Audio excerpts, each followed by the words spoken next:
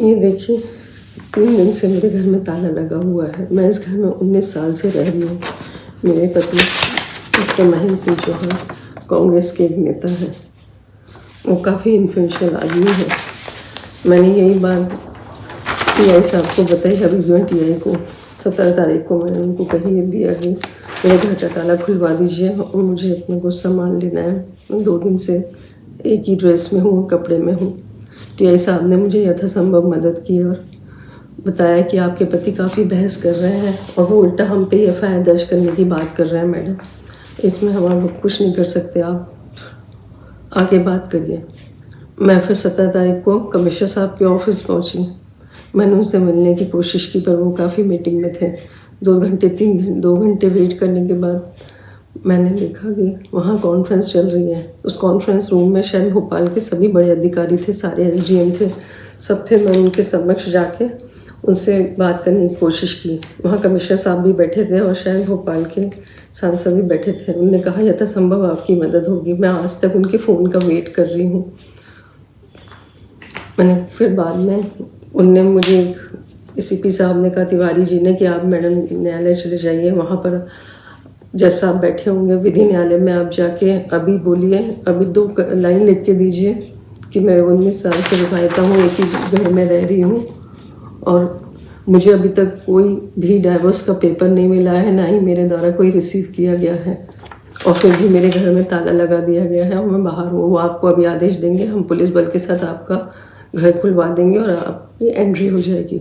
वहाँ कहीं पता चला कि ऐसा कुछ नहीं होता, उनने मना कर दिया। मैं वापस आई, मैंने कमिश्नर डिकेश कमिश्नर से बात की, उनसे रिक्वेस्ट की। उन्होंने मुझे शालिनी मैम से मिलने को बोला, उनको भी मैंने सारा किस्सा बताया। अब मैं बहुत परेशान हो गई हूँ। ऑलरेडी महेंद्र सिंह चौहान पे एफआईआर हो चुकी हूँ। पिछले 18-19 साल से लगातार परेशान कर रहे हैं। किसी न किसी बात को लेके वो घर में प्रेशर बनाते रहते हैं कि अपने पिताजी की प्रॉपर्टी में हिस्सा मांगो। बोलने में भी शर्म आती है, मैं क्या बोलूँ मैं, पर अब मुझे ये बात सबके सामने बोलनी पड़ रही है। कभी बंदूक दिखा के डराते हैं, इसकी भी मैंने कंप्लेंट की है कि उनके पास लाइसेंसी बंदूक है। कभी कभी डरा देते हैं। हमें ब्राह्मण कुल की लड़की हूँ, थोड़ा तो डर लगता है। मैंने ये सब देखा नहीं है। कभी मेरे फर्जी साइन बना लेते हैं, इसकी भी शिकायत की मैंने ये शिकायत सीएस ऑफिस में भी की, रजिस्ट्रार फर्म सोसाइटी में की, अनुराग जैन सर को भी की, उसकी जांच कराने को बोला है। उसमें भी देखे जाए तो उनने मेरे फर्जी हस्ताक्षर बना के खुद सारा एनजीओ विभाग का अपने नाम कर लिया है। ये पेपर है, ये मेरे साइन है जो उनने फेक बनाए हुए हैं, कहीं से मेरे साइन नहीं लगते और ये मेरे ऑफिशियल साइन है। ये उसका पेपर रजिस्ट्रेशन है और ये मेरे ऑफिशियल साइन है। इस ऑफिशियल साइन को अगर आप देखें और इस साइन को देखें तो आपको स्पष्ट दिख जाएगा कि ये मेरे साइन नहीं है, ना ही ये मेरे साइन है और ना ही ये मेरे साइन है। इसकी भी जांच करने की मैंने प्रोसेस की है, पर मुझे ऐसा लग रहा है कि वो काफ़ी ज़्यादा लोगों को प्रभावित करते हैं और शायद उनका ऑरा बड़ा है। मैं एक साधारण महिला हूँ, तो वो अपनी चीज़ों से इन्फ्लुएंस करके मेरी सारी चीज़ों को दबा दे रहे हैं। मेरी विनती है आपसे कि मुझे न्याय दिलवाएं। मैंने ये घर का ताला खुलवाए, मेरी 19 साल की गृहस्थी है। इस 19 साल की गृहस्थी में मैंने सब कुछ बनाया है तिनका करके। मैं नौकरी करती हूँ, बीच में मेरी 4 साल नौकरी छूट गई थी। इनने मुझे नौकरी का काफ़ी प्रेशर दिया कि तुम नहीं जाओगी। वो तो जैसे तैसे मेरी नौकरी बची। इन्हें झूठे मेडिकल सर्टिफिकेट लगाए। मैंने जाके सारा कन्फेशन किया बैंक में कि हाँ, वो मेडिकल सर्टिफिकेट मेरे पति द्वारा मेरी फैमिली प्रॉब्लम के कारण झूठे लगाए गए थे, इसमें मेरी कोई मर्जी नहीं थी। तो मुझे बैंक ने हाफ पे ज्वाइन करवाया। मेरी सैलरी आधी हो गई, मेरे प्रमोशन, मेरे इंक्रीमेंट सारे रुक गए।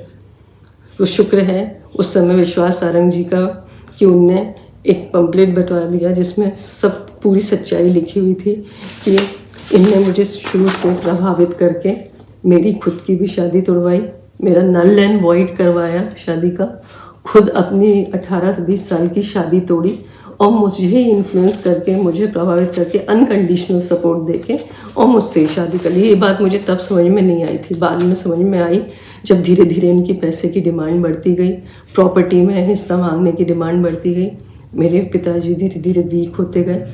मैं भी आपके खेमे से हूँ, मैं भी दत्तक पुत्री हूँ, पुलिस डिपार्टमेंट से हूँ। मेरे पिताजी भोपाल के आईजी थे। मेरा आप सबसे अनुरोध है कि प्लीज़ मेरी मदद करिए, अब मेरी मदद करिए।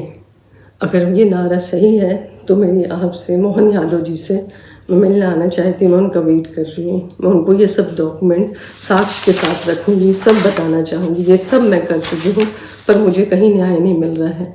क्या जिनका कोई सोर्स नहीं होता, जिनके कोई रिसोर्सेस नहीं होते, क्या उनको न्याय नहीं मिलता? क्या इन्फ्लुएंस व्यक्ति हर किसी को प्रभावित करके हर चीज़ की जांच को प्रभावित कर सकता है? मैं सांसद महोदय का भी वेट कर रही थी। मैं दिल से शुक्रिया करना चाहती हूँ विश्वास सारंग जी का, नहीं तो मैं होम इम्प्रिजनमेंट में थी। जब उनने ये सब चीज़ें बंटवाई तो मुझे घर से निकाला गया, पब्लिकली आने मिला, नहीं तो ये मत पहनो, ये मत करो, ये मत। मैंने तो उस छोटी सी उम्र में 25-26 साल की सारी, वही होगा कि अपने ही डिसीज़न को क्वेश्चन करना। आज तो मोदी जी का युग है ना, आज तो हर महिला को न्याय मिलता है ना, तो फिर मुझे भी न्याय मिलना चाहिए। मैं भी अपनी बात रखती हूँ, सारे साक्ष्यों के साथ रखती हूँ। 31 तारीख को इन्होंने मुझे SMS पे बोला कि अब तुम ये घर छोड़ दो।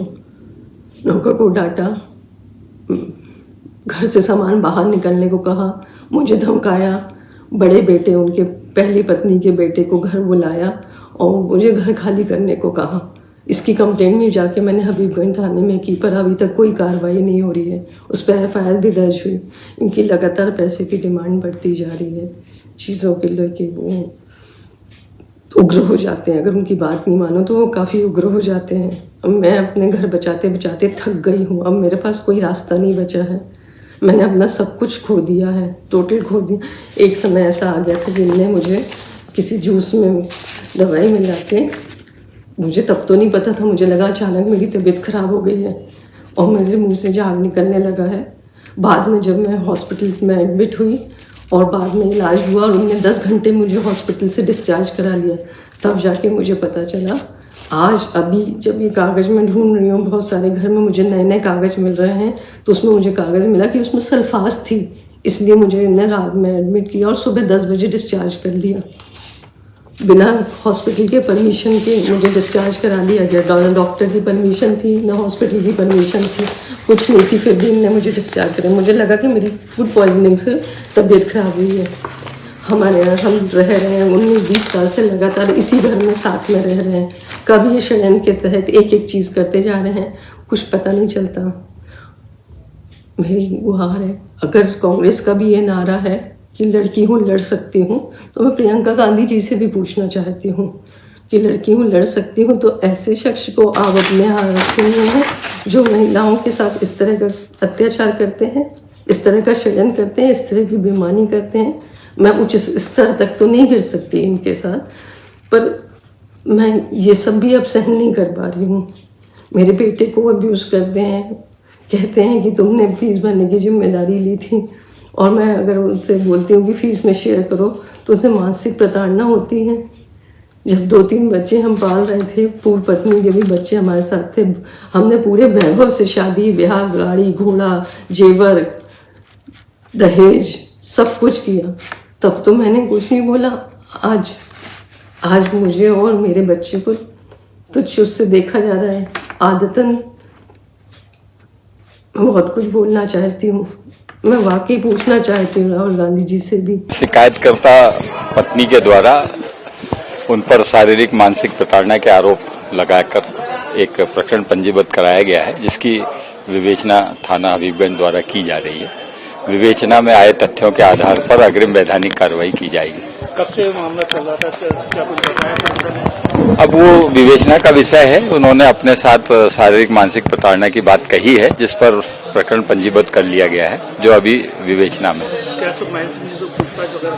अब ये विवेचना का पार्ट है, उसमें सब कार्रवाइयाँ आगे जारी। क्या पहले भी इनको लेकर विवाद ऐसा बन चुका था क्या? नहीं, अब ये पहली बार सामने आया है, मेरे नॉलेज में पहली बार आया है। क्या तलाक को लेकर भी इनकी चर्चा चल रही है? ये मैं नहीं बता पाऊंगा, इसकी जानकारी मुझे नहीं है अभी। आपके राज्य की खबरें, आपके शहर की खबरें सबसे पहले जानने के लिए देखते रहें अमर उजाला। चैनल को सब्सक्राइब जरूर कर लें और पाएं हर अपडेट।